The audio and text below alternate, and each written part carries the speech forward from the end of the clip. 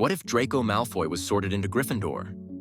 What if Draco broke generations of his family being sorted into Slytherin? Let's explore this magical Harry Potter what if. Gryffindor, the Sorting Hat called out for all to hear.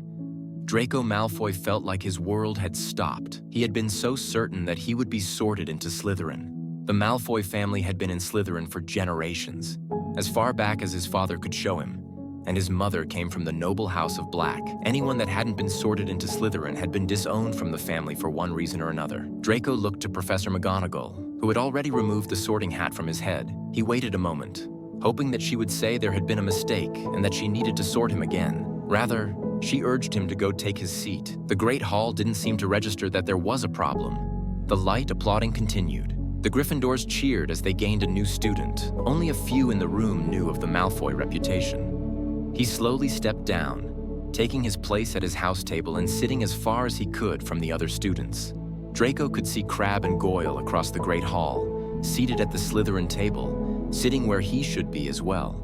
He didn't know what to do. He couldn't hear the rest of the sorting ceremony as he continued to think of how there had been a mistake. What would his father say? Would his friends still talk to him? Throughout the welcome feast, Draco kept to himself, trying to convince himself it was a bad dream and that when he woke up tomorrow, he'd be sorted into Slytherin properly. Malfoy woke early in hopes that he was still home. However, he was severely disappointed.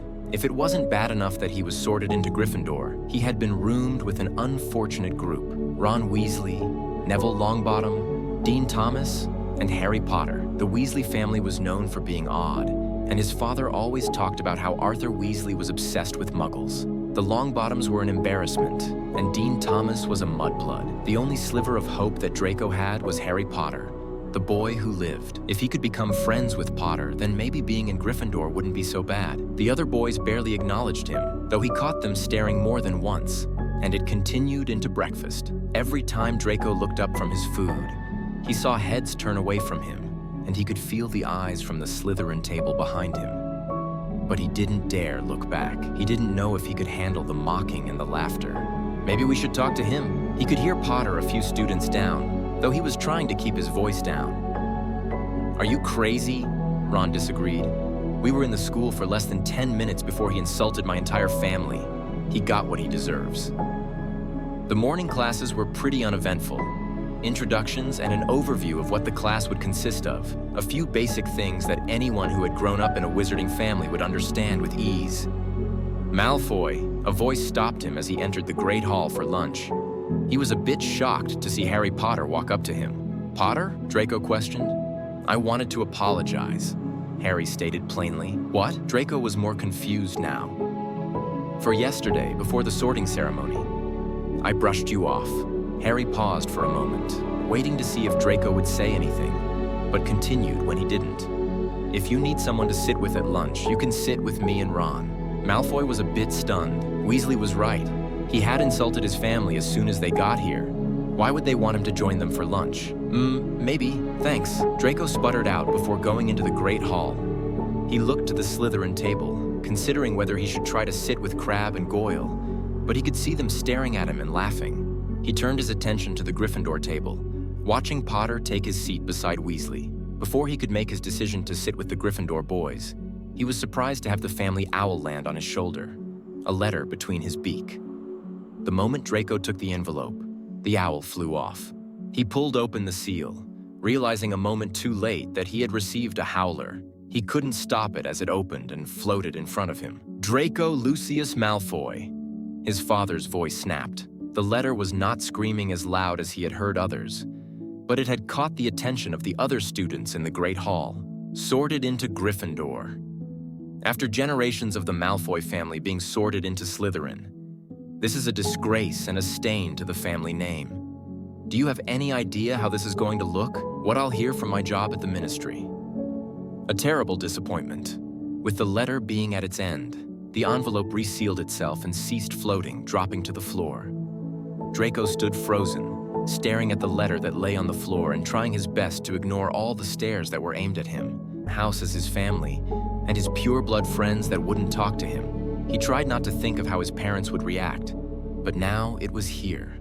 and everyone in the Great Hall got to listen as he was told by his own father that he was a disgrace and a disappointment. Draco abandoned the letter on the ground, turning on his heel and exiting the Great Hall. His appetite was gone, and he was more worried about how he could walk into his next class without facing what had just happened. All of the students would be talking about it. Over half the school had gotten to hear it. He found an empty area of the courtyard where no one would bother him. "Malfoy?" Potter's voice spoke from behind him. Draco quickly turned to see both Harry and Ron standing there. "We brought you some food." Ron offered a plate. "We can sit out here with you if you'd like." For the first time since he had arrived at the school, Draco felt relieved, smiling lightly. "Yeah, I'd like that." Draco felt at ease with Harry and Ron, a pair of unlikely friends, but it felt as if they were the only two that didn't judge Draco for what had happened. And with the pair taking him in as a friend, the rest of the Gryffindors were slowly warming up to him as well.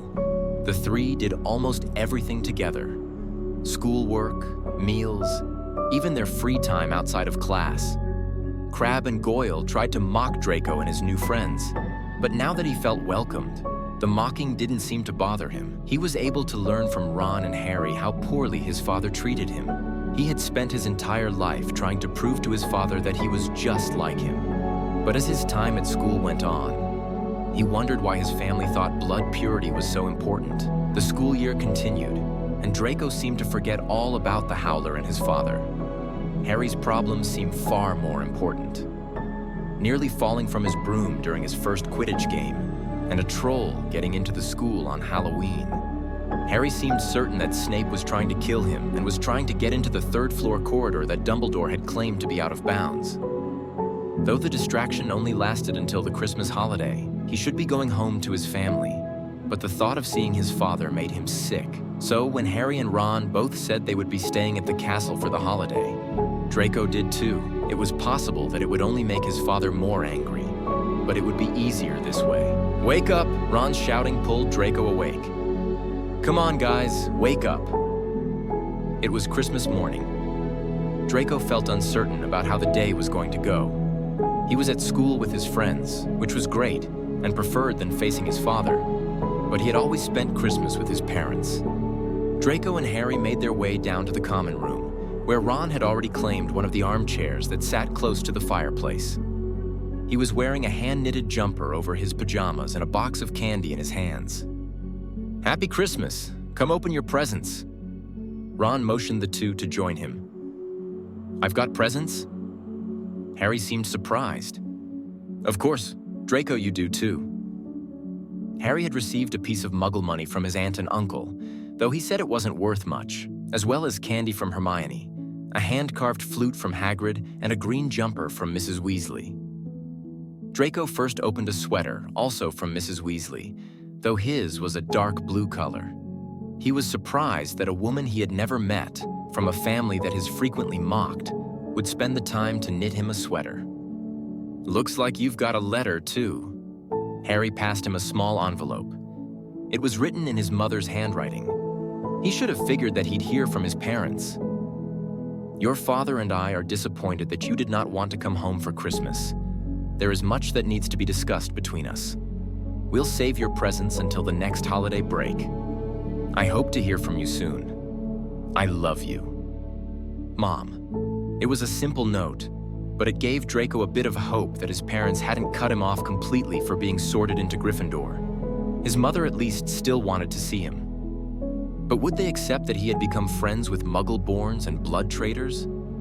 Draco tried to distract himself as the school year continued on.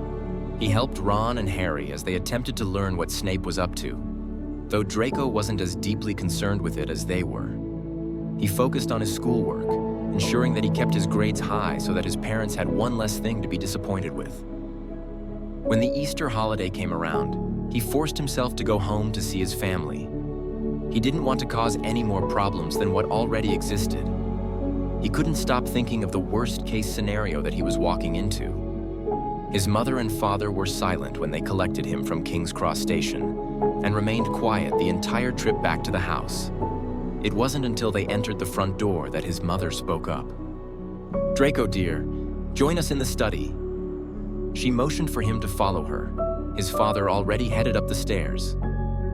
There was a long moment of silence, as if Lucius and Draco were waiting for the other to speak first. "What the devil is going on at that school?" Lucius finally spoke. "Gryffindor, this family has been in Slytherin for generations. There must have been some sort of mistake. I've written to Dumbledore, but he's rather insistent that nothing can be done. Father, there are other purebloods in Gryffindor." Draco tried to prove something that could make the situation seem not so bad to his parents. "Of course, but there are far more mudbloods in those other houses, not like Slytherin." Lucius paused for a moment. "It's all right. We know who you are at heart, as long as you continue to hold your head high and only associate with those that are worthy. No one in Slytherin will talk to me. I've no choice but to talk to others in Gryffindor." It was hard for Draco to admit that out loud. He had grown up with Crabbe and Goyle, and they abandoned him so quickly. "As you said, there are purebloods in Gryffindor. Though you must avoid that Weasley boy. That family is an embarrassment to the wizarding world." Draco bit his tongue. The last thing his father needed to know now was that he was already friends with the boy. "All will be corrected, and with you in Gryffindor, you can help us keep an eye on Potter." Lucius continued. "Keep an eye on him?" Draco grew confused. "What for?" "He is the reason that the Dark Lord was destroyed. If he's going to come back, we'll need to keep Potter close. Now, which other purebloods are in Gryffindor?" "Potter, Weasley, Longbottom." "Weasley and Longbottom," Lucius laughed. "A miracle that either of them will amount to anything. Ron has been plenty nice to me, even though he has no reason to with the way we treat his family."